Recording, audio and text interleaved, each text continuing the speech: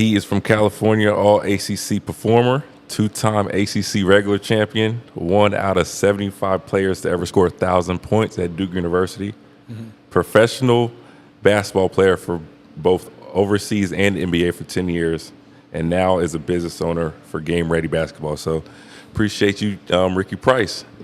Appreciate you having me. Absolutely. So that's a long stat line. Yeah, I mean, that was a nice little introduction. I appreciate that. Made me feel good. That's good. That's good. Well, take me all the way back from California. How you end up all the way on the other side of the coast, other side of the country? That's a good question. You know, everyone asks me about that. My parents actually went to UCLA. That's where they met.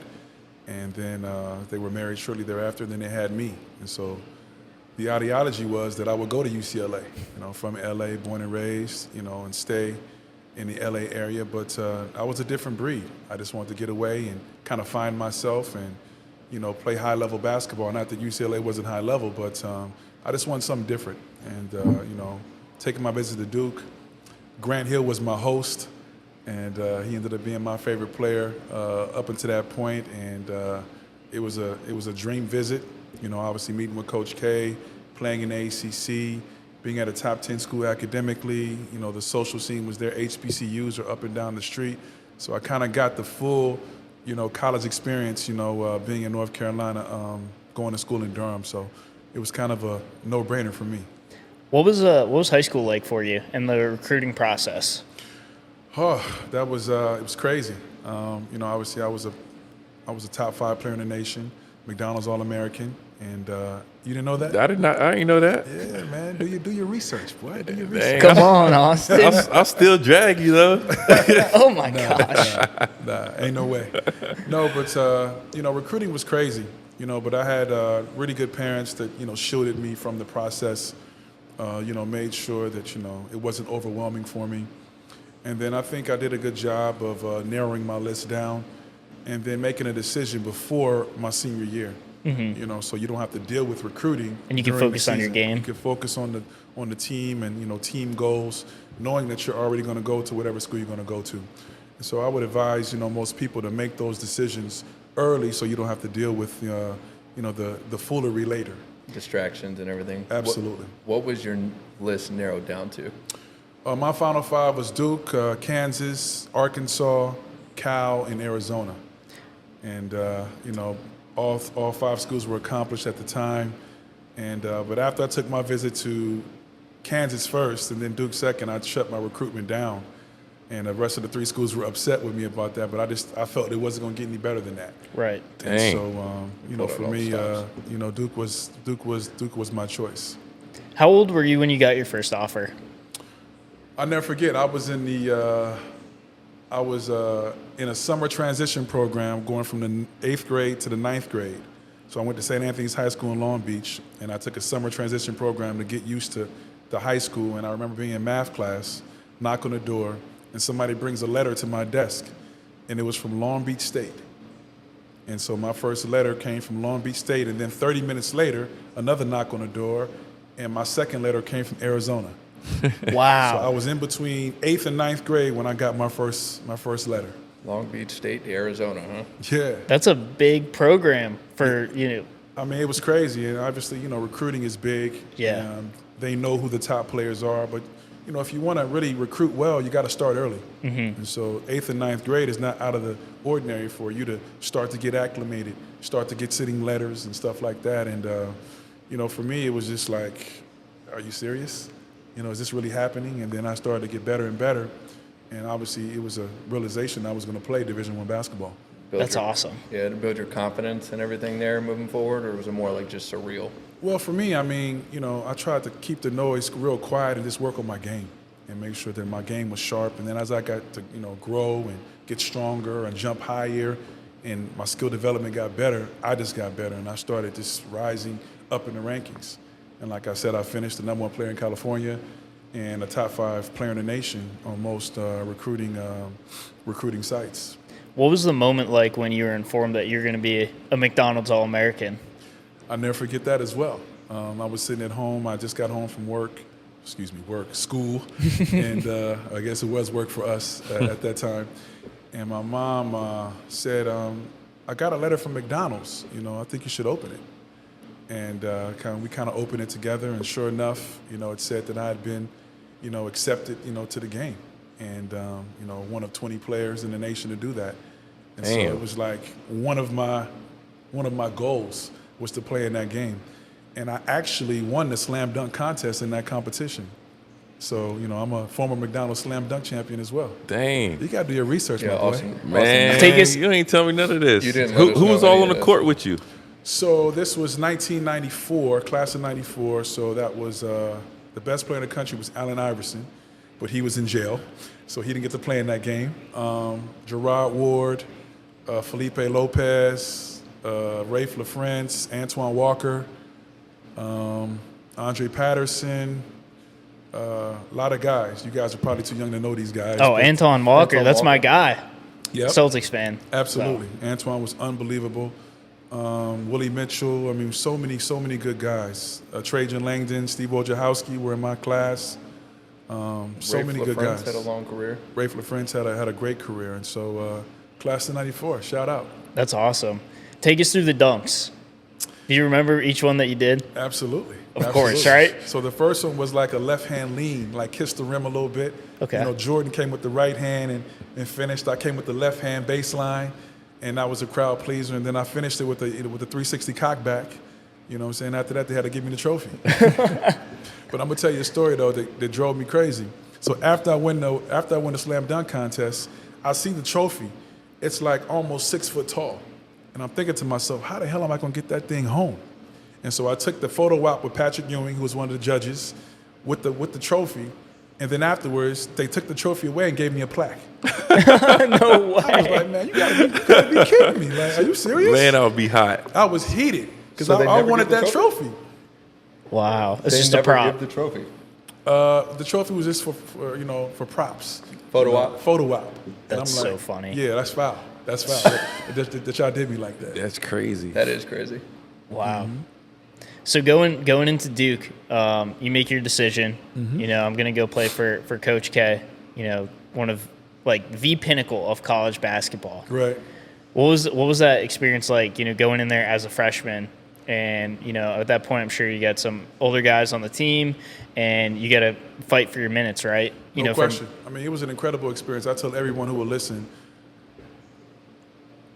my years in college were the best 4 years of my life, period. And you probably know that. I mean, college, with COVID and everything, maybe not. I mean, the first year and a half, though. Right.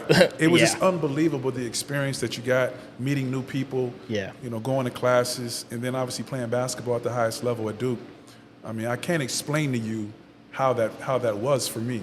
Mm-hmm. And I was prepared as a freshman, but when you get to Duke, everybody's as good as you. And so, like I said, I was the player of the year in California, number one player in California, but on my team, everybody was the number one player in their state. Right. And so when I get to the team, there's already 7 McDonald's All-Americans. You know what I'm saying? And everybody's nice. And so you had to really earn and work hard and practice to get your minutes. And my first year, I started off and on, probably average about maybe 18 to 20 minutes a game. But, I had to fight for everything. And the way that Coach K taught practice was so intense that, games were easy for us. But you had to earn your stripes and earn your playing time in practice, and then obviously your performance in games. Yeah. Now I know I'm sure you keep some of those moments sacred, but kind of take us into what a Coach K practice is like. It's very intense. He would go for about 45 minutes, but intense. And so everything was, to a T in terms of time. He expected you to be, on point in terms of the movements and knowing where you're supposed to be, your assignments, and then the overall effort, given. Difference between college and pro is that you got to give maximum effort on every single possession. And, NBA, guys be taking possessions off. In college, I mean, he was a stickler about that. And if you didn't give your all on every possession, you might not play, or you're going to get an earful, or both. And so, playing at Duke, I learned to play hard on every possession. And so now it became habit for me. And so it's not like I'm going as hard as I can. Nah, this is how I play now. The habit is to go hard and play as hard as you can on every possession, and then usually good things would happen. What was the Becomes second most? nature. What was the most intense practice you had at Duke? Do you remember that? I remember that as well. You know, one of the great things about me, I've done these podcasts, you know, several times as a guest, and I just have great stories to tell, which is why people always want to have me on. You probably didn't know that either, but so we go to Hawaii and we play in the Maui Classic. Actually, it was the Rainbow Classic because it was in Honolulu, and we lose. We lost in the second round, and we didn't make it to the finals. And so after we lost to Iowa, and so after that we fly back to North Carolina, and I don't think you know how long that flight is. Hawaii is 5 hours from Los Angeles, and then another 4.5, 5 to get to North Carolina. So it's basically a 10-hour flight. Off the flight, you know, we take the bus back to Duke, and then he gets into the front of the bus and he says, "All right, dressed and ready in 15 minutes." I'm like, what? We just got back from Hawaii. Everybody's exhausted, tired from the tournament, and tired from just the travel. Oh man. But we didn't win, and we didn't play well. He knew that, and I guess our punishment was, yo, we got to get to practice. Y'all not good enough right now. Let's get it. So 15 minutes later, we taped and ready, and it was a gauntlet of a practice. It was kind of like, throw the ball out, and I'm going to see who really wants it. Guys are fouling. Guys are just going hard, taking charges. Yeah. It was one of those tough, gritty, let me see where you at type practices. And I'll never forget that. Damn. It's I know. almost you don't get to be tired. Nah, we're not accepting that. Right. We're not accepting that. But all these things were preparation for what was going to be. You know, obviously playing a rigorous ACC schedule. Yeah. Playing a rigorous non-conference schedule. And then, this is preparation into a tournament that you have to win 6 games to win the championship. And so, you know, when you're doing all these things, you got to be prepared. Your freshman year, who's the starting 5? So I started on and off, but, you know, it's myself, Trajan Langdon, Jeff Capel, Cherokee Parks, and Chris Collins. And so it's a combination of that. And we had a tough season that year. I remember Coach actually was hurt. He had back surgery and missed 75% of the season. And so we were 13 and 18 that year and didn't make the tournament. The first time in a long time that Duke hadn't made the tournament. And I remember thinking to myself, damn, you know, am I the reason why we lost? Like this is crazy. Because the year before, they went to the finals and lost. The year before, you know, Final Four. A couple years earlier, 2 back-to-back titles. Right. Duke had been really, really good. And this particular year, we weren't. And he came back my sophomore year. We were 18 and 13, made the tournament. 27 and 6 the following year, and then 32 and 4 the following year. So we got our act together, but, you know, it was a progression of, you know, having to learn how to win. What I like about what you just said there was, and I think this mentality is absent a lot of the time now, is that, you know, after you had that tough season, it wasn't, you know, okay, where can I transfer to where we can win? You know, where can I be on a winning team? You know, it was self-accountability. You know, Absolutely. What did I do? The transfer portal rules were different then. Right, you had to sit out a year, You had to right? sit out a year, but you bring up a great point. You know, the state of college basketball is in a bad place. And, you know, it's because of NIL and it's because of the transfer portal. And I get what the NCAA was trying to do, but it really gives people an automatic get-out-of-jail-free pass. You know what? I'm not getting no playing time. You know what? I don't like. You know what? I'm out. Mm-hmm. As opposed to sticking it out, figuring it out, and finding your niche and earning. You know, like in college basketball, there's no earn. I mean, there's no give. Everything is earned. You know what I'm saying? And if you start thinking in that regard, I think, you know, the kids will be better off. Yeah. But instead, they're looking for the easiest route, the easiest path. And sometimes, you know, that can get you in trouble. Yeah, and even with the transfer portal not being as friendly as it is now to college basketball players, it still wasn't the, well, whose fault was it around me, right? Well, if he would have played better, or if Coach K, right, if Coach K wasn't out for 75% of the games, maybe it was, what do I need to be doing? One other thing that Coach K did that was really, really good was, you know, he's a military guy. You know, he came from West Point. He was in the military, and I don't know if you guys know about the military, but everything's about accountability. Right. You know what I'm saying? Ain't no pointing the finger. You got to stand up and, you know, and you got to figure it out. And then if you mess up, you got to take accountability, and then you got to take whatever punishment comes along with that. And so these are some of the things that Coach K instilled in us as players that you can take, for the rest of your life. And so in that regard, I'm very grateful. That's awesome. So you was at Duke from freshman all the way senior year. Who was the best guy to come out of Duke? You say you've been there all 4 years. Who was the best guy to come out or you played against? Well, on our team, I would say there were 3 guys that stood out. My senior year, we had Elton Brand, ended up being the number 1 pick, and he was awesome. He's probably the best player that I played with. Cherokee Parks was awfully good too. Shane Battier was awfully good too. Yeah. And then guys like Trajan Langdon, who was the greatest shooter in Duke history until a guy named J.J. Redick showed up. And so I played against some really, really good guys. And so imagine practicing with those guys each and every day. Right. Games felt easy.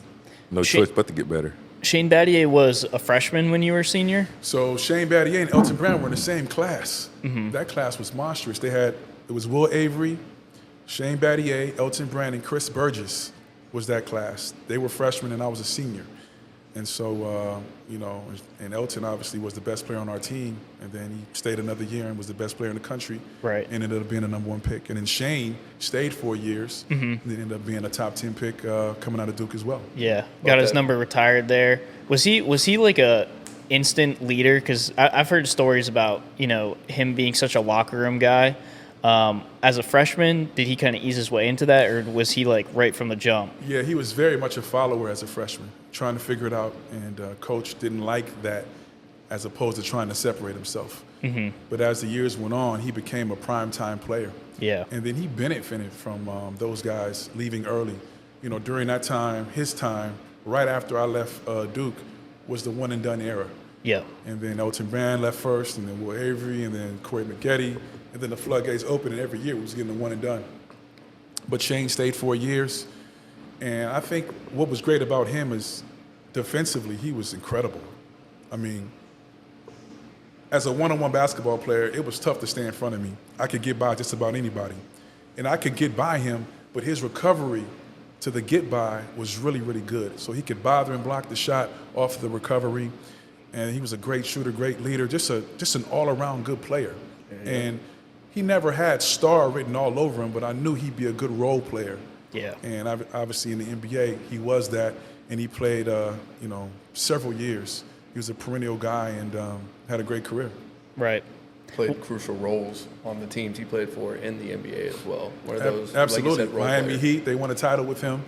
And he's just a winner. He won in high school, he won in college, he won as a pro. He plays winning basketball. And he was good, man. As a player, what was the experience like for the UNC Duke games at Cameron Indoor? It was incredible. Coming from LA, you don't really understand the rivalry. Our rivalries were different, Lakers, Celtics, maybe USC, UCLA, but the Duke-Carolina rivalry is easily the best rivalry maybe in all of sports, easily in college basketball. And you just don't know until you get to North Carolina how serious it is. Like to this day, I know husband and wives, one's a Duke, one's a Carolina, and during the game, somebody gonna be sleeping on the couch that night. You know what I'm saying? That's how serious it is. And so, those games you get up for, and they were high-level games. And no matter who was ranked ahead or ranked at all, that always produced a good game. Yeah. And that was in the 90s when I played, and still today, you're going to see the best of the best, when that happens. Even just recently, neither team was ranked, recently one of those games. Still, the game was, televised, one of the most watched games of the season still. No question. And, my freshman year, it was the year that Jerry Stackhouse won an ESPY, and he came baseline, he came under and reverse dunked. You guys got to, ESPN Classic that. It's unbelievable. Rasheed Wallace was in that game as well. Yep. He had 25 points in that game, and he was perfect from the field. 10 for 10 from the field, 5 for 5 from the free throw line, 8 dunks. That's what I'm competing against, you know what I'm saying? Yeah. In college. At Duke, I know y'all have this, I think it's called Coach K Field or something. People for that game is out 7 days prior. Was that still a thing when you was in college? Absolutely. It's called Shasheskyville. Yeah. And basically, students camp out for games. I mean, for months. And, you know, every week, every couple of hours, they have to line up, you know, to keep their spot. And to keep your spot, you got to camp out. And it was serious. And, you know, it's a small arena. I don't know if you guys been to Cameron Indoor Stadium. Yeah, it's not very big. You know, less than 10,000 people. And so, you know, we're right on top of each other. It's an incredible, you know, home court advantage. But it's because those students were just crazy, you know. And so says the name, Cameron Crazy. They were just insane. And it helped us, empowered us, you know, to get through games. Going back to some of the guys you played against, who was, would you say, the best player you played against during your whole college career? That's pretty easy. For me, it was Tim Duncan. That was going to be my guess. Yeah, Tim Duncan was there for 3 years during my career at Duke, and he was nothing short of amazing. Obviously, the number one pick, probably the number one power forward of all time, 5-time NBA champion. And you could see the star power written all over him. And he was just so polished and so skilled. You know, he had a great, you know, feel for the game. Defensively, he was sound. I think he became a better offensive player over time. But he was just a winner. And everywhere that he's played, you know, he's won. And with him, the Spurs just, you know what I'm saying, dominated with the Lakers, you know, in the 90s and 2000s. And so I would say him. You played against Vince Carter? Yeah, I had Vince Carter as well. And he wasn't as good as Tim Duncan, but he was good in a different type of way. He was just electrifying to watch. And, you know, Vince probably was the highest human being that I've ever seen, you know, jump. Yeah. I've never seen a human being jump that high. Damn. And, you know, you guys saw games, but you didn't know Vince Carter unless you played pickup against him. That's when he would really do some unbelievable shit in pickup. Like the dunks and the moves. I mean, it was crazy. Who else? Antoine Jameson was during that time. Stackhouse, Rasheed Wallace. Ray Allen was really, really good too. Played against him as well. He was awesome. You played against some dudes, man. Stephon Marbury. Oh, He was awesome. Did you play against Ray Allen in like any tournament? Was it like the tournament that you played him against, or Yeah, that was out a of grade 8 conference tournament. play? It was a preseason tournament. We Okay. played against UConn, and you know, he was their star player. You know, gave us 26 points. I got about 16 of that. And but Ray was different then. You know, you saw Ray later in his career coming off screens and shooting. He was athletic. yeah, he was But very athletic. in college, he, you know, off the bounce, he could dunk on you. He'd get by. He had the one dribble. I mean, he was just complete.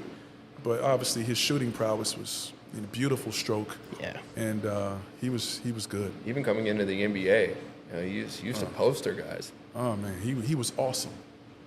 along with obviously being able to shoot. Yeah. Right. Kobe was supposed to go to Duke. Yeah, I'm glad he didn't, because I damn sure wouldn't have played if he would have came. He was supposed to go to Duke. Yeah, they recruited him, and he liked Duke, and but you know, he had other plans. Yeah. Y'all played together too at the time? Yeah, so Kobe's class of '96, so he would have came in. That'd have been my junior year, and he would have been a freshman. Oh. So I would have had a leg up a little bit, but that dude was pretty good. Think it wouldn't have taken long? Nah.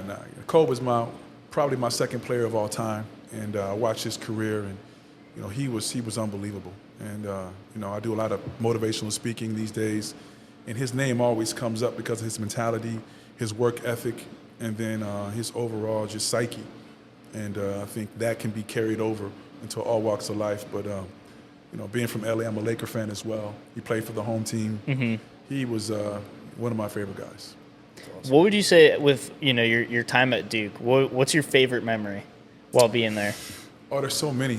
But in 1996, my sophomore year, my best year at Duke, I hit a game-winning shot against Maryland, at Maryland. And, you know, to set up the whole scene, 2 weeks before, I missed the game-winning shot at Carolina. So I remember being in the shower.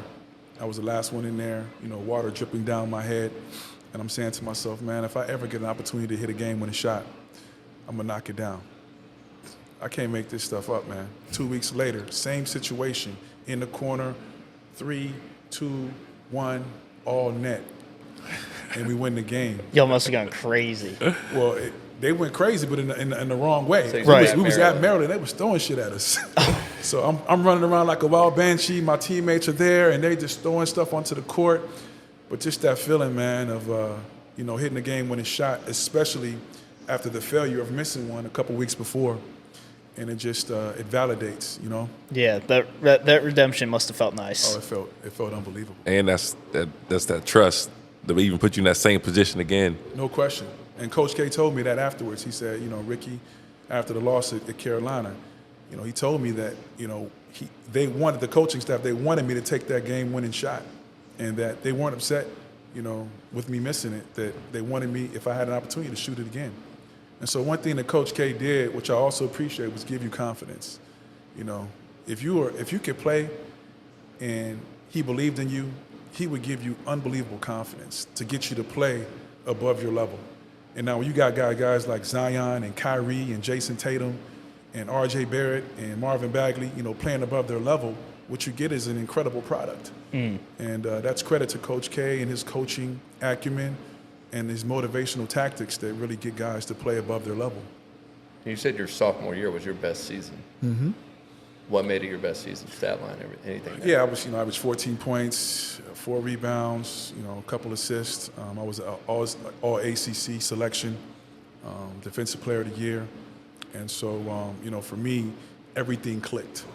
And it was easily my best year. That's awesome. So after 4 years at Duke, 1,000-point scorer there. What was next for you?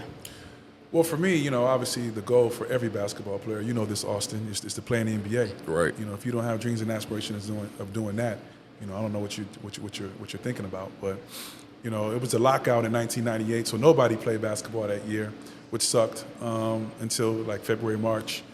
But, I had several NBA tryouts, came up short, and so, I settled in as being an overseas guy. So I had a 9-year overseas career, which was great. I had a chance to see the world, see places I'd never seen before in my life, make a little money doing it, and live out a dream of being a professional basketball player. And so that was a very gratifying experience. Where all overseas did you play? Passport full of stamps, man. France, Slovenia, Amsterdam, China, Finland, Mexico. I mean, you name it. Venezuela, Philippines. I've been there. And so, just playing the game at a high level, being a professional, making money doing it. I mean, it's like you're living your dream. Yeah. What was your favorite place to play? Good question. I would say France and the Philippines were my two favorite. France was, obviously in Europe, soccer is the #1 sport. But in France, basketball was a close second. I mean, they were avid basketball fans in France. And then, you're in France. Yeah. You know what I'm saying? That ain't bad. And so the countryside, the people, the food, the culture, I really took to that. I even tried to, speak French for about 30 days and then saw that it was just too hard. And then the Philippines was just really Americanized. All the American restaurants they have here, they have there. The weather was seasonally warm all the time. They really pampered the players. We had a driver, a chef. Ooh. And so, I mean, it was nice. Living in the islands. Living in the islands, you know what I'm saying? I'm drinking coconut out of the coconut, the pineapple out of the pineapple. Somebody's cracking the coconut. Yeah. So it was a hell of an experience. So I would say those two places stick out the most. I recently saw a tweet from Shabazz Napier, who's now playing overseas, and there's a video that paired up with it to reference what he was talking about. But he said, I've never experienced, and I'm paraphrasing, I've never experienced a fan base like I have here, where he was playing overseas. And it showed the fans going absolutely nuts. Where was he at? I wish I knew. I could probably look it up right now, but I mean, there are so many places where, like I said, if you're in Europe, soccer's king. Mm-hmm. But basketball is a close second, man. And then if you're in a place, that doesn't have a soccer team, the city has to gravitate towards something. Yeah. And so, normally they'll just, gravitate towards basketball. So what's all the countries you've been to? What's the money like over there? Money's pretty good. I mean, there are people who are making, millions of dollars. Yeah, I know that in the Europe area. I mean, Spain. Oh, if you play in the ACB, which that's is the basically top NBA. League, yeah, it's the second level to the NBA. Those are going to be $1 million contracts all day long. For me, it was 6 figures. which is not bad, tax-free. They give you an apartment, they give you a car, you know what I'm saying? And so, you live comfortably. Yeah, and you get to experience a whole new culture, a whole new place that, Absolutely. I mean, obviously you miss your family and friends, and you miss BET. yeah. But it's the culture was unbelievable, and for me, I know I love going to new places, and some places were grimy and it didn't have all the because Europe, that sometimes they don't have the necessities that, like I was in one place where my washer and dryer were the same, so my washer is also my dryer. Huh. Yeah, That's How that interesting. work? That's Yeah. almost impressive, depending on how that works. you know what I'm saying, and so now I'm driving a stick. Yeah. And so for the first time, I'm having to learn how to, drive a stick. And I burnt that clutch out in probably about a week. But, I had to learn, and, that was fun. Well, they just give you another car after that. Usually they give you another car after, cussing you out a little bit. But you got to know, man. I mean, Americans, we're not used to that. Right. I mean, everything's an automatic here. And driving a stick was, like, foreign. And how they do it is crazy. Like, here are the keys. We'll see you. Like, I don't even know what I'm doing. So did Right. you ever actually learn how to drive the stick? I had to learn how to drive a stick. So after practice at nighttime, I would just go and just drive around, just trying to get lost. One, to kind of get to know where I was going. Two, to learn how to drive this damn stick. When you're overseas and like off season comes around, you come back to the U.S. Where are you doing like your off season training? You're staying here in North Carolina. Well, yeah, the first couple years, I was just in Durham, at Duke. And then I bought my first house at 25. So Charlotte was always home base. But I always went to Duke to do, my off-season training and spent, weeks up there, working out with the guys, lifting and trying to get better. And then, here in Charlotte, there were a lot of kids, a lot of guys that played overseas as well, a lot of pros. And so what you do is you grab guys and you work out together.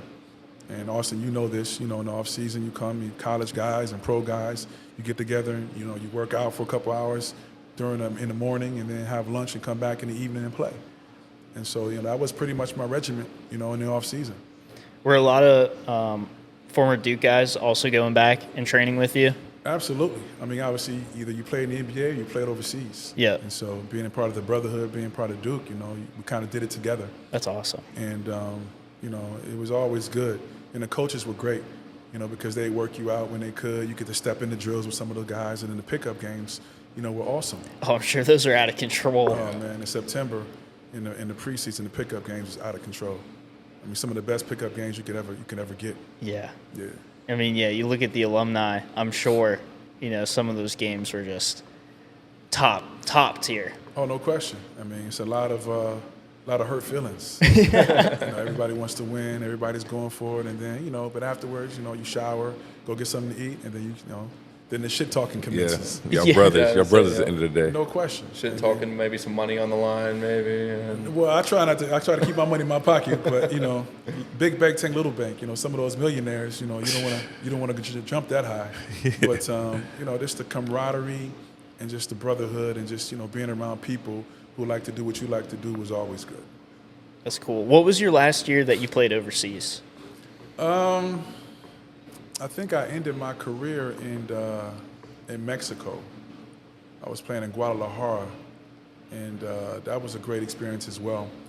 But for me, basketball is a young man's game. There's definitely an expiration date on basketball, and you can extend that if you have good training and good trainers to help you extend. But your body can only take so much. So most of the guys, if you can get to 34, 35, that's a pretty good career. Yeah. You know what I'm saying? And so, right around that time, you stop playing. But you're still a young man, and so now the rest of your life is there. You got to, figure and choose what you're going to do. So did you, once you're done, you're like, all right, I'm done with basketball playing wise. Did you go right into training? No. I'm going to be honest with you, and you may know this as well, Austin, is that those were some dark years after I finished playing basketball. Yeah. Because for your whole life, this is what you've been doing. You've been training, you've been getting up in the morning, you've been playing. This is what you do. And then the day that it stops, you wake up in the morning and it's like, what do I do now? Trust me, I know. You know what I'm Yeah. saying? And so obviously I graduated from Duke, a major in sociology, minor in history. So I have a degree, I can go get a job and this and that, but it's kind of like it's a lost feeling. And so I kind of was lost for a couple years, figuring out what I wanted to do.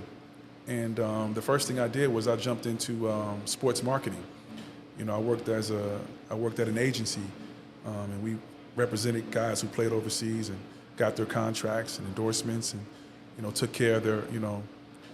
So if you're a former basketball player, a former athlete, there's a couple lanes you normally go into: sports marketing, radio, TV, or coaching. And people do that because it stays close to what they've been doing. And so, I was no different. So I started in sports marketing, and then after that, I started Game Ready almost 12 years ago. And for me, I had always been working with kids, training, taking guys through drills, doing my own drills. And one of my best friends was like, "There's no question what you should be doing. You should be training."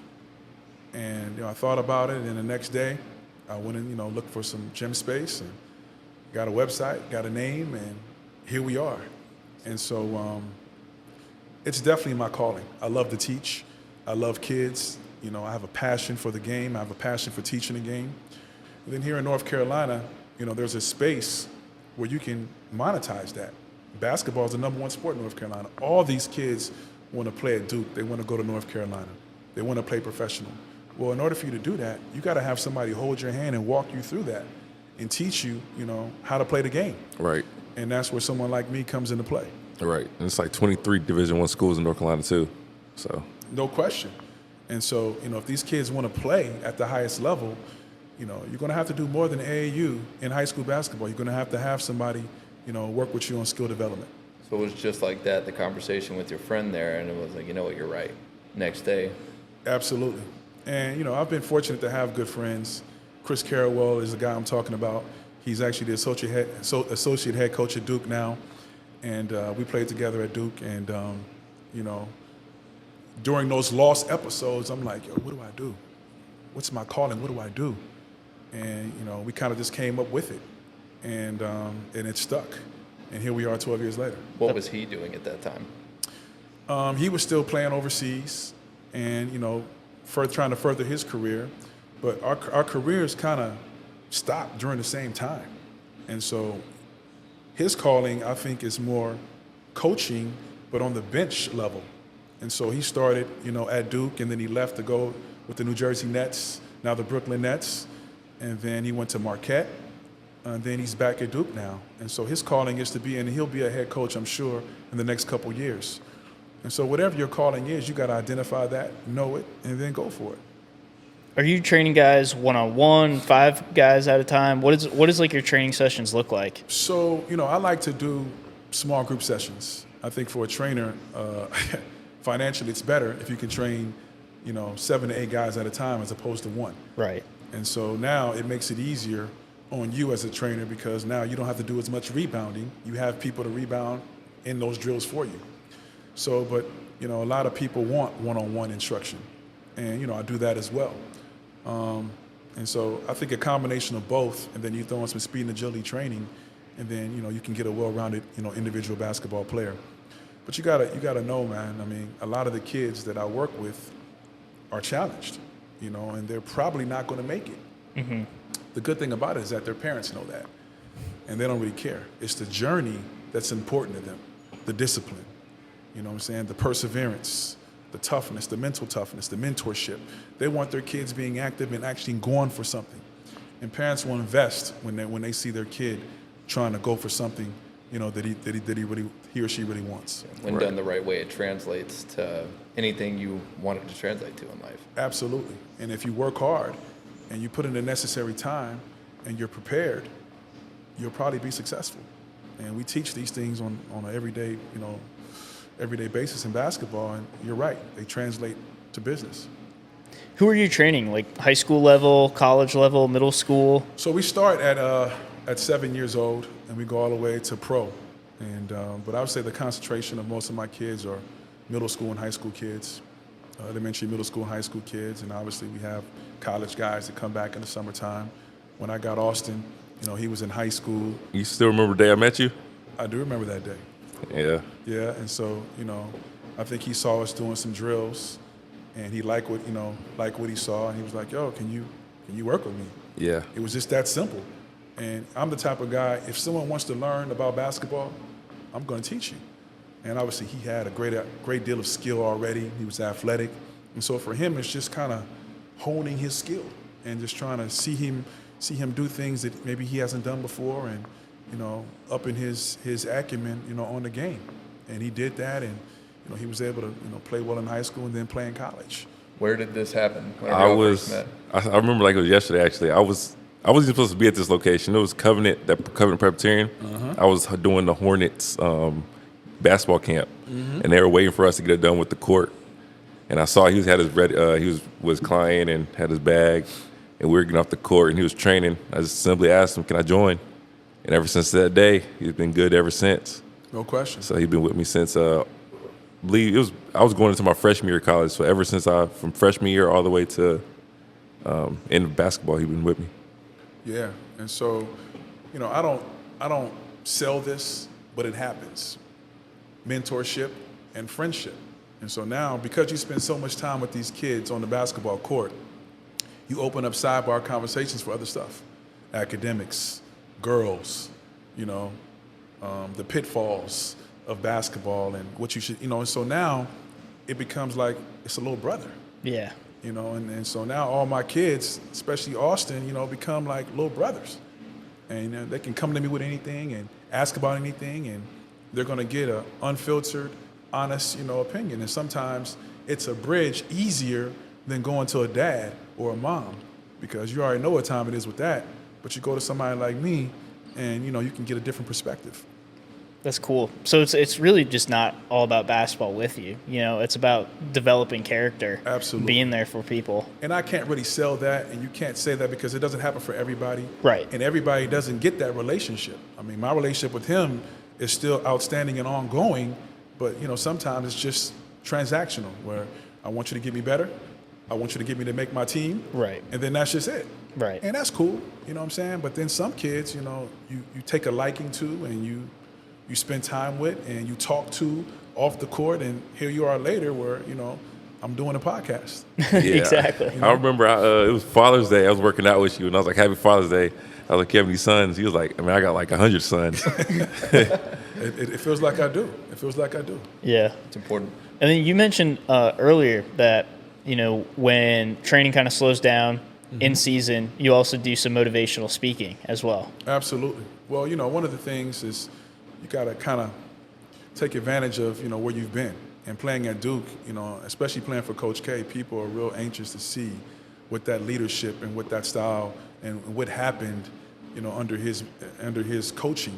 And so as an opportunity, I get to speak, you know, different corporations and different things like that. And it's great. You know, I want to do more motivational speaking.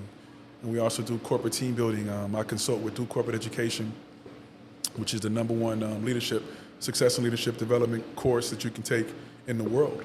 And they'd have like a thing that they call the basketball experience. And basically they show how teamwork in basketball and teamwork in corporations are very similar. Building a team, having 5 guys work as one to get the job done, and how you can take those same strategies and use them, in the boardroom and in corporations. And it's worked out well. So I've been working with them for the past 15 years. I do my motivational speaking, I do my training, and so, you know, in that way, I'm kind of a hustler, a basketball hustler. Yeah. Yeah. How like far do you travel for Well, speaking? Yeah, I mean, like we've taken Duke Corporate Education and done events in Paris. Wow.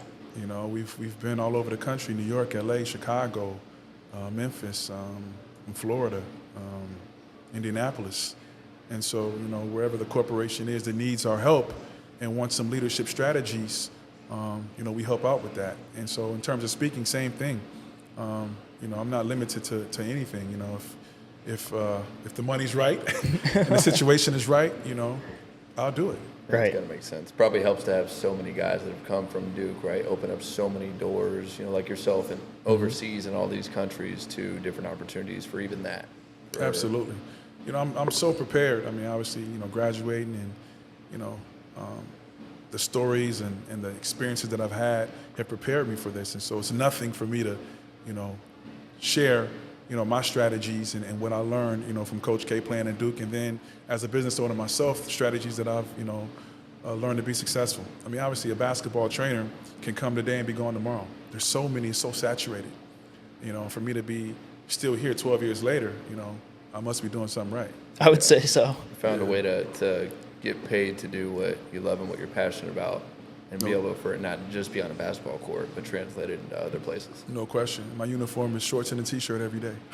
Sweats in the sweatshirt every day. You know Can't what I'm beat saying? that. You can't beat that. Repping that Duke gear. Oh, all day. You still gotta give me some. Well, if you were a Duke fan, I'd give you some. Yeah, Austin, I'm not sure what you would do with that. I mean, I still rock it. No. I still rock You're it. an undercover Carolina fan. You've already told me. If you wasn't, you have all the gear that you need. Yeah. I should have said I'm a Duke fan. You should have said it. You should have said Yeah, it. you messed up there. I did. Dropped I the did. ball. Yeah, Duke I fans think in are- one of our first training sessions, he wore like a Carolina shirt. Yeah. And so I'm like, get your ass on the line. Extra sprints just for that. Gotta know your audience, Austin. Day one suicides the entire session. Right. Oh man, that's Yeah. funny. I mean, I'm still waiting. Like I can rock that. I can rock that Nike Tech you got on right now. Listen, man. Only like if these guys are true Duke fans and they say that, so you'll have to like, you know, give up the Carolina, you know, fandom to become a Duke guy. I don't know about that. If you do that on national TV on this podcast, I give you a nice little warm up bag tomorrow. So if I say Duke is better than Carolina right now, I get a Duke. No, you No, you gotta become a fan. You gotta give up the Carolina fandom. You Yeah, that gotta, doesn't mean you're a fan. yeah. Say Duke fans usually aren't shy about it either. Yeah, I'll think about it. I'll think We'll get about back it. to you. Yeah, You maybe do next that. time. I'll think about And it. when you do, a gift bag waiting for you. There you go. There you Signed go. by Coach K. I need a sign by Coach K. Now you're doing a bit much now. Do you go back and watch a lot of Duke games? All the time. I have a great relationship with the program. Obviously, coach is not there anymore. John Shire's the head coach. I told you my best friend Chris Carrawell's on the staff, and so I go to 7 to 8 games a year. You know, we do a lot of those corporate education events on campus. So, you know, I'm in Durham, I don't know, 25, 30 times a year. Awesome. And so 2-hour drive up the road. So, you know, Do you happen to know this kid named Christian Reeves, center? We were supposed to have him on the podcast last week, but we couldn't. Tom, but he Yeah. went to my high school though. Did he? Yeah, up until about just freshman, sophomore year, and then left. so he went to Providence Day, and then he went to Oak Hill. Yeah, he was at Hickory Grove like middle school, and then before he went to high school, he left, and now he obviously went there in Oak Hill and Duke now. I know Christian very well. I know his dad's a police officer. Yeah, about 7'1", 7'2". Yeah, Tall, man. And Christian has come a long way. You know, he's bulked up significantly, worked on his body, you know, and they want him to play a bigger role, you know, this year. And it's up to him to do that. But if he can block shots and play kind of like that Derek Lively role, you know, he'll have a chance. So, you know, hopefully you guys get him on the show and he can, you know, Oh, yeah, for sure. shed some light. For sure. Before Go ahead. Go ahead. I was going to say that Duke and Queens game is going to be interesting. I don't know if you saw Queens, what they got going on, but they're trying to travel a team with students to the game. They have like 30 tickets, and regular students at Queens can pay $2,000 a ticket, and they get to travel with the team to the game, sleep in the same hotel as Queens, and watch their warm up practice. Yeah. It's saw pretty it. interesting. I saw that they're playing Queens this year. And so for me, that's going to be a big time game, you know, because, you know, Queens will sneak up on you. I love the way that, you know, we schedule non-conference opponents because this is what we're going to see in the NCAA tournament. Right. You know what I'm saying? And so you want to schedule really good, and they're hungry. You know, that's going to be during the Christmas break. Our students are really not going to be there. And, you know, it's a game that's winnable for us, but don't be surprised if they come in there and fight. Yeah, it could be a lot of guys, if not all of them, like the biggest game of their entire careers. No question. You know, and they're going to leave it all out on the floor no matter I got what. a kid, Bryce, who went to Carmel Christian that I trained, and he's a freshman at Queens this year. And What's his last name? what is Bryce's last name? If I get it out, it'll come to me. Okay. But he was a big-time player at Carmel Christian, and he's a freshman this year, and he's super excited. He was the first one to tell me that. He was like, Coach, we playing Duke this year. I'm like, I hope you're ready for this ass whooping. Is that one you think you're going to go watch? I just might. Right Yeah. now, I have I'm going to Arizona. That's November 10th at Duke, and then I'll go to the Champions Classic, Michigan State. That's in Chicago. Then there's a couple ACC games, but because he's in that game, I may have to shoot down and watch my guy play a little bit. Let's roll down there together. You want to roll? Yeah. Okay. Gotcha. All right. We can do that. I might tag along. I only get 2 tickets now, Oh, okay. but if I can get a third, I hit Christian up. Well, I was going to buy you can it. do that as well. No. You don't have to buy it. We'll find something for you. We'll figure it out. probably sit But before we go here, I got to get your thoughts. Going into the season, where are we pegging Duke at? What's going to be our record? Where are we getting to? Oh, your record. Yeah, all that. Go ahead. Well, I just saw the rankings came out. They ranked number 2 in the nation. And I don't really go by preseason rankings. I think that's a little bit ridiculous. It's pretty up in the air. But this team is pretty talented. I mean, obviously, I tell people all the time, you're not going to win a championship with one and dones. You gotta have senior leadership, older teams. And you saw that last year in the NCAA tournament, UConn and these teams, they're older. And so Duke is not completely all the way old, but we're older. You know what I'm saying? And even a sophomore or junior in college, to me, is, experience. And I think with that experience, we'll be okay. But I'm thinking Final Four.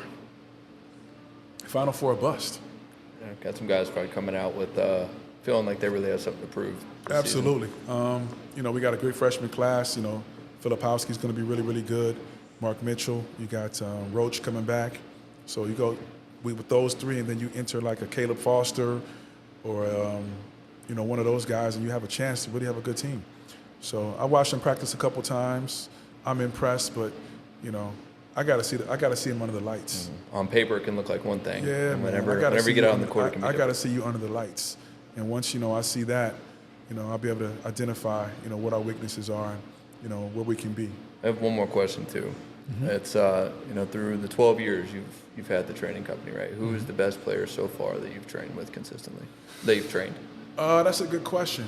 I mean, I've had some pretty good guys. You can't say Austin either, just because he's Austin was good, but